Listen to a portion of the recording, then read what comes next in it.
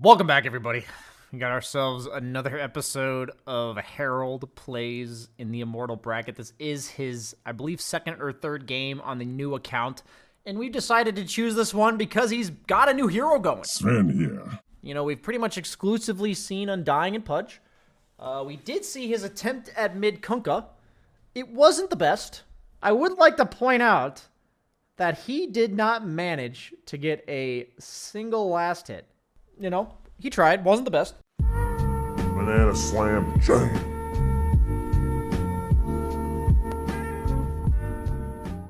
So we've definitely been seeing a lot of skimping on regen. So will he learn his lesson as he doesn't have his items yet? He is flying them to himself on the courier.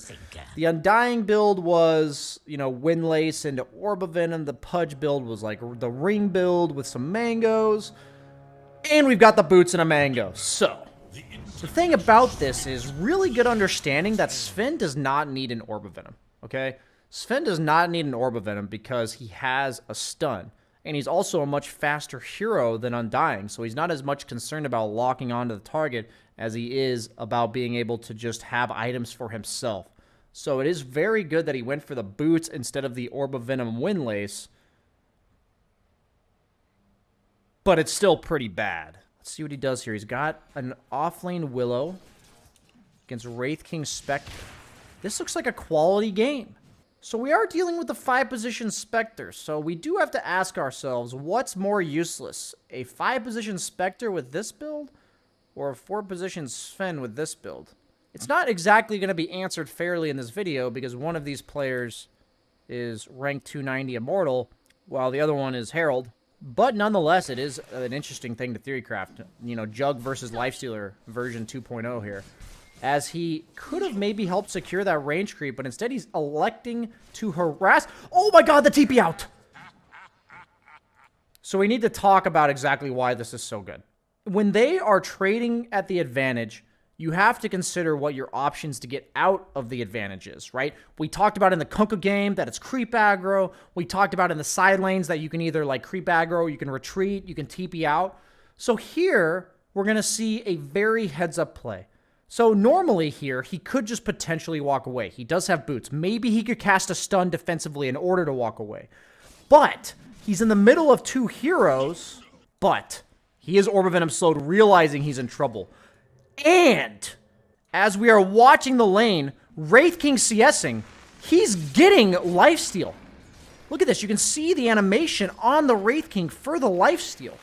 So not only does he recognize that he's in a bad spot here, but he also has paid attention to the little bit of aura showing up on the Wraith King. If you click him, you can see that he has the vampiric aura.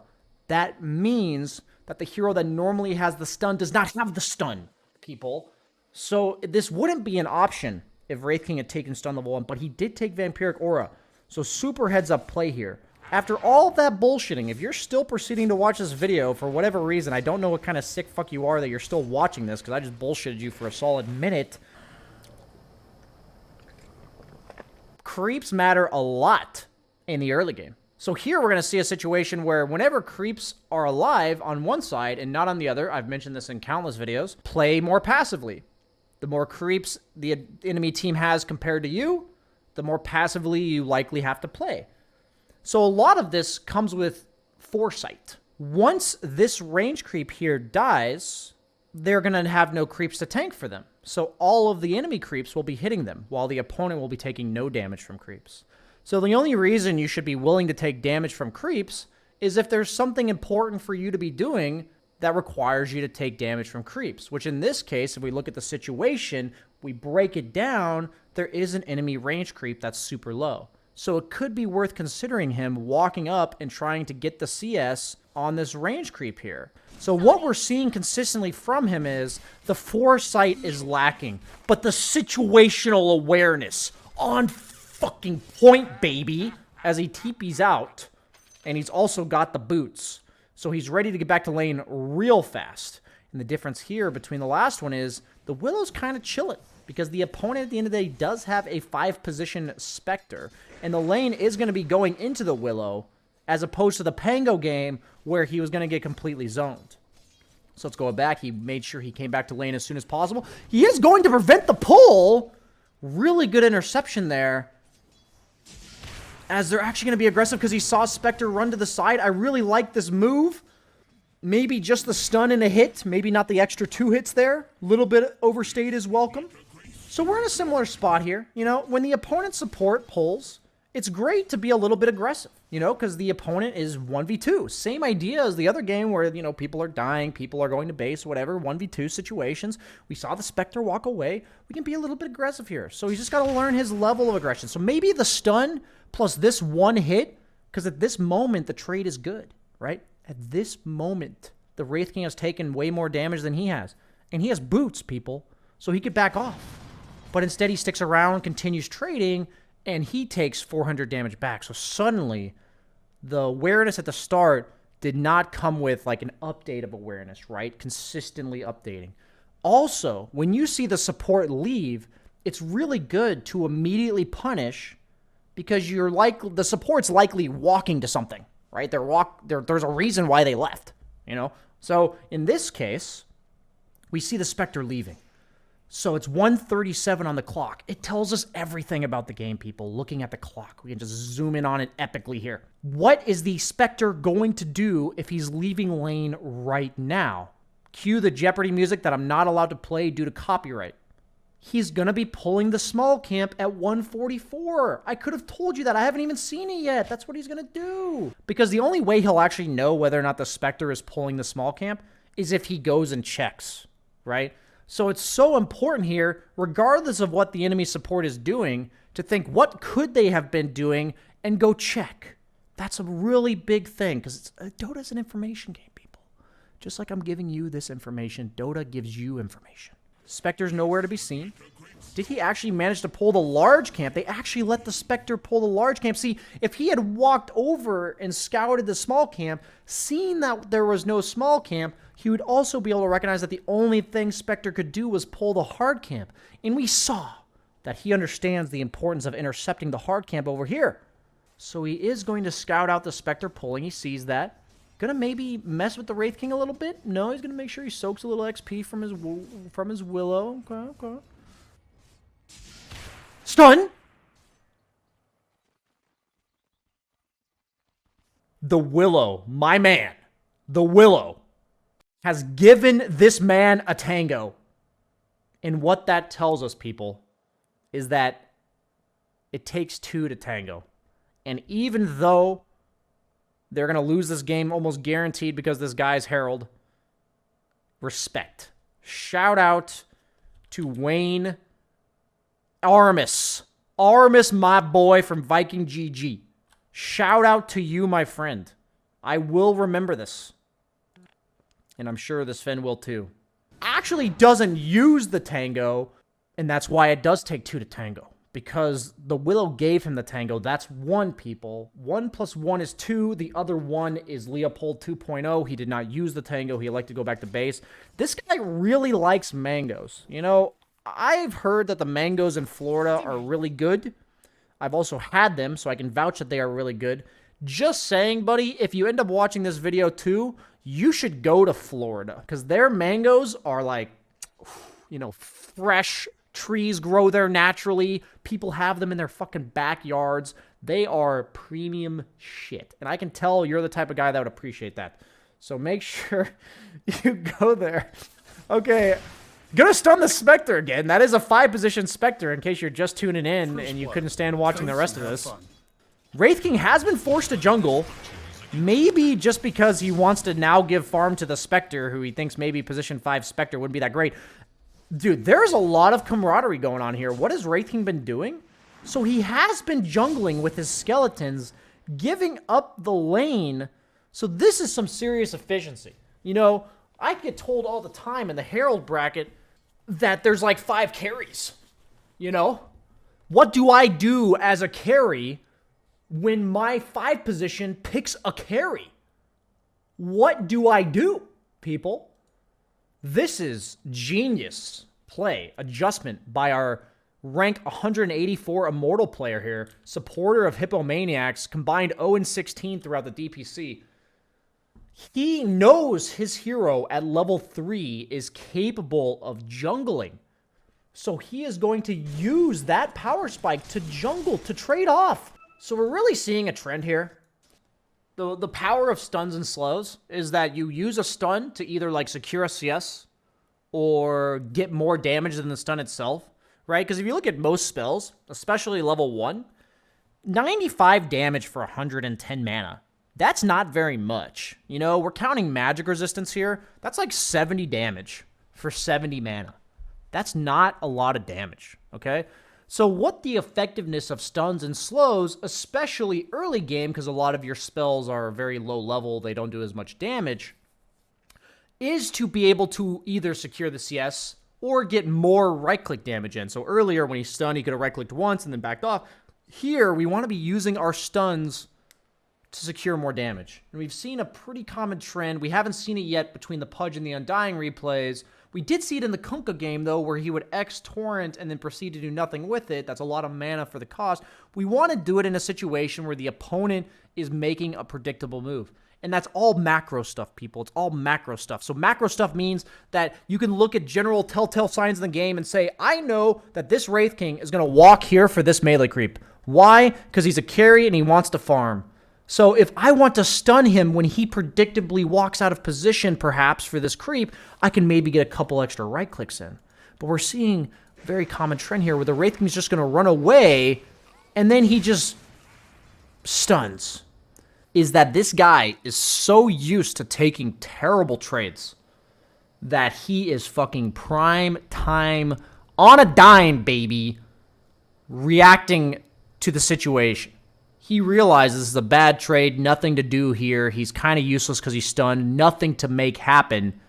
Time to go base. So that's really good awareness of a situation he puts himself in constantly. But I would say, rather than adjusting to shitty situations, the way to actually get better at Dota, even though these shitty situations will happen sometimes out of your control, maybe you're going to mess up, is to prevent them in the first place. Gonna walk back top. No region to be seen. Does get the two-man stun with the cleave to boot. Really maximizing on that right-click damage. What is the Sven build here? That's the question. What makes this hero enabled as a support here? So we've used a lot of our mana to get some efficient trades. We saw the use of his cleavage. Respect. And the TP Envision.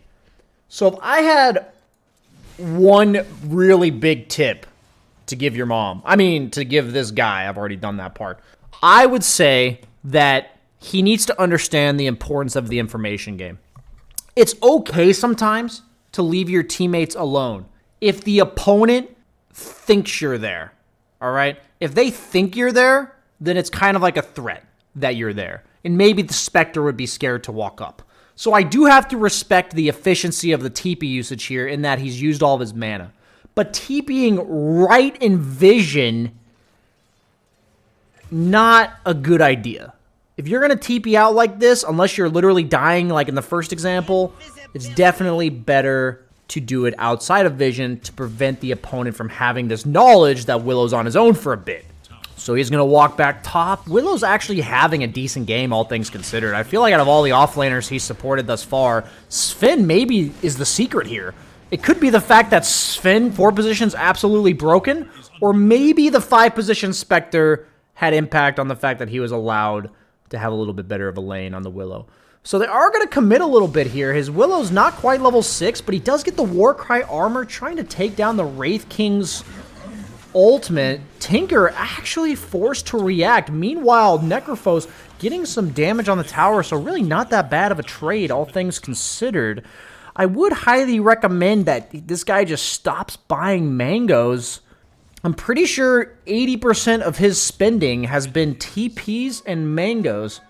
So for sake of dramatic effect, at 7 minutes into the game, he has 760 net worth, and he has spent 725 gold on mangoes and TPs. I believe this is the Dota version. If I was Chase Bank, I would be telling you to not buy that espresso in the morning. to not go to Starbucks. If you were to save that Starbucks money, being underpaid wouldn't be a problem. If you guys can't handle sarcasm, I'm sorry. But that is 725 gold. That is literally double his net worth if he doesn't spend this money. Maybe he spends like 300 of it. Maybe he just takes more efficient trades. All the times that he's stunned and hasn't done anything with it, he has wasted 65 gold. Because we can be rest assured that stun, which costs about the same amount of mana as a mango gives, will be replaced by a mango. Okay, he will spend that mana and he will buy the mango. So I think it's a lot of you that can understand that if you're buying regen like this, even if you're buying clarities and they're ticking to full, clarities give 150 mana.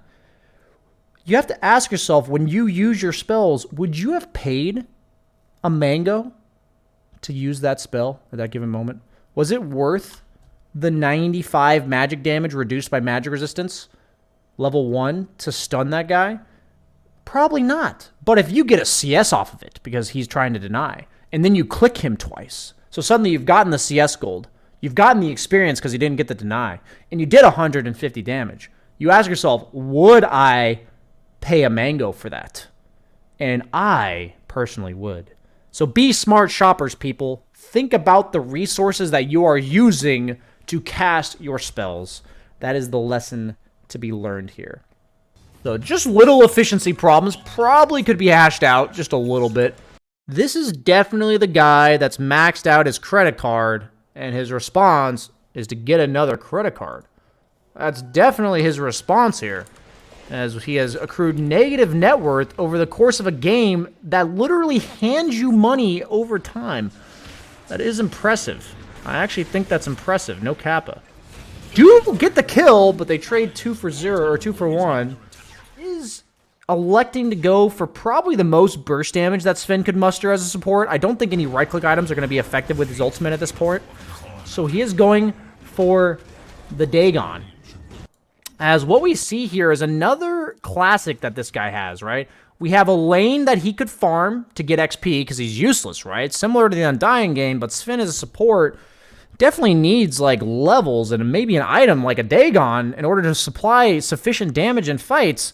Very similar here, and instead of farming the lane, potentially letting his Necro respond to the pressure, because you have like a level 10 core that would be much better off fighting than a level 4 Sven, he is going to TP. So I usually promote a lot of self-awareness when it comes to these type of TPs. If I'm a support and I'm god-awfully useless, I'm not going to TP to things, right? Because that's what it looks like, So when it comes to like TPing and reacting to the opponent, a lot of it's just like foresight. Going into that situation at all times, how strong were you?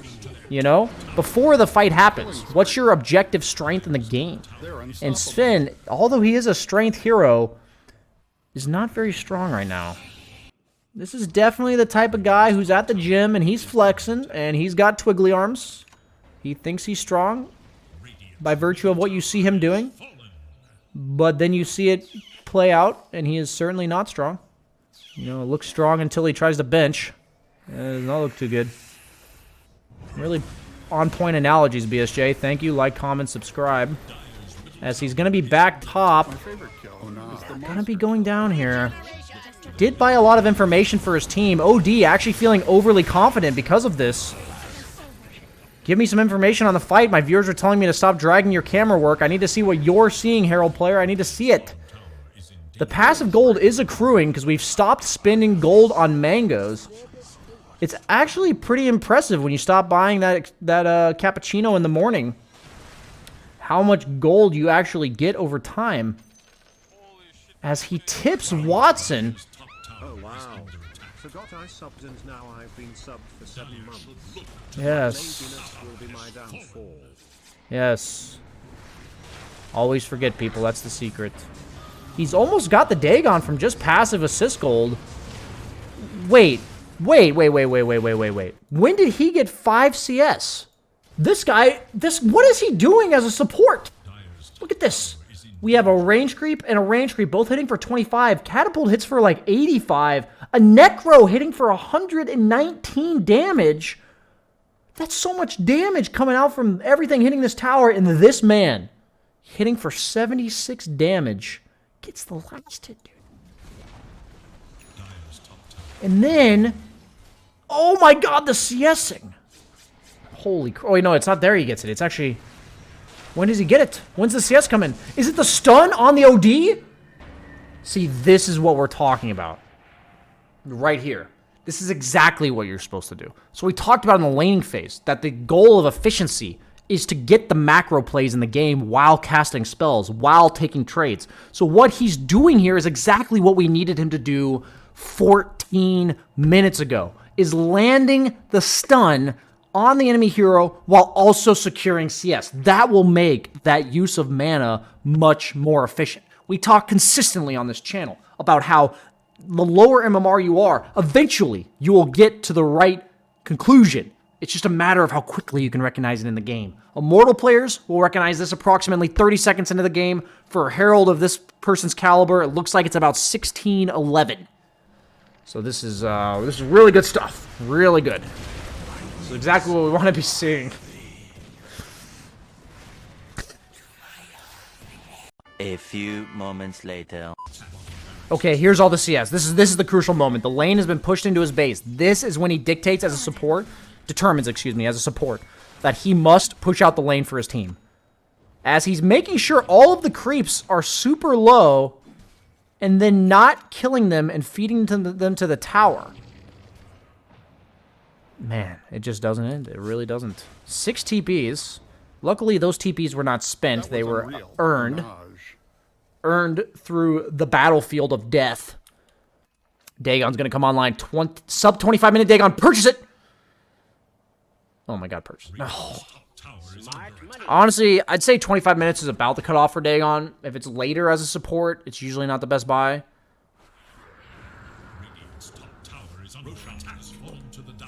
That is approximately the cutoff. He does have the gold. I really want to see this play out. Oh, he manually bought it after walking out of base. He has it! Now, here's the moment of truth. Here's the fight to end all fights. Wait for Grimstroke. He literally doubles the impact of this Dagon.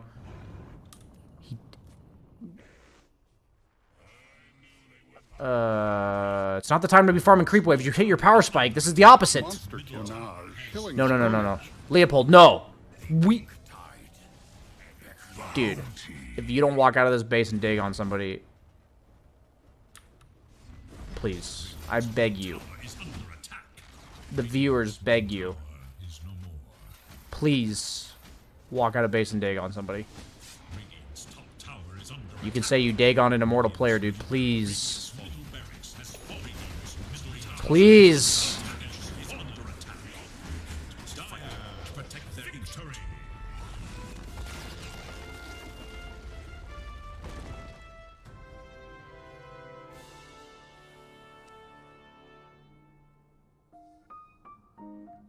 Thanks for watching, guys.